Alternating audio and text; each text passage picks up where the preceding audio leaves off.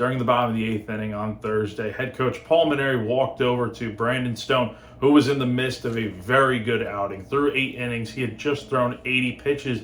And at the time, Mainieri was contemplating what to do. Does he stick with Stone for the 9th, or does he go to his bullpen with 2 relievers warming up? And so Mainieri just asked him a simple question. Have you ever pitched into the 9th inning before? And to that, Stone replied saying that he had thrown 130 pitches before in an outing and was ready to go back out there. And so Mainieri stuck with Stone, and it worked out as Stone pitched a complete game, leading South Carolina to a 3-2 win over Ole Miss in the series opener, and a dazzling performance from the right-hander as he pitched the first complete game, the first 9-inning complete game for South Carolina since Brett Carey did it back on May 15th, 2021 at Kentucky. And this performance was very, very good. A very quick game overall, under 2 hours at 1:59.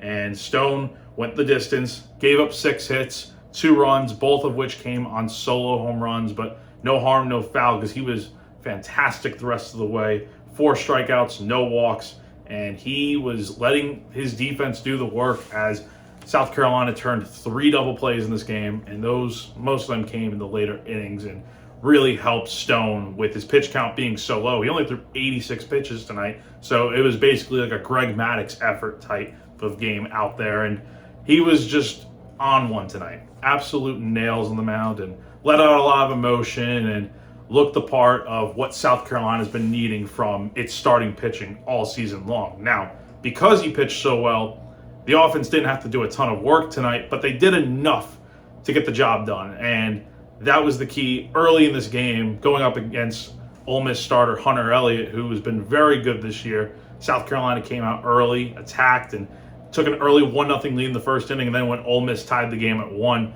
the Gamecocks were able to break the tie in the 5th inning with 2 runs coming on a RBI fielder's choice by Gavin Brayland as he hit a hard ground ball towards shortstop, but the shortstop tried to come home with the ball, but it wasn't in time as Bo Hollins was able to score, and then Nathan Hall drove in a run with an RBI single in his return after missing the last 2 games, and he went 2 for 4 tonight and looked very much like his old self out there. And so that was enough to put together a really nice performance this evening and get South Carolina going with a series opening win. So the Gamecocks will now be in a position to go for the series win tomorrow afternoon on Friday at 4 p.m. on SEC Network Plus. The first pitch game time is like that just because you got the spring football game going on tomorrow night at 7:30 p.m. So an earlier first pitch, just in case you were not aware. So Jake McCoy will be on the mound as, like I said, the Gamecocks are going for their first series win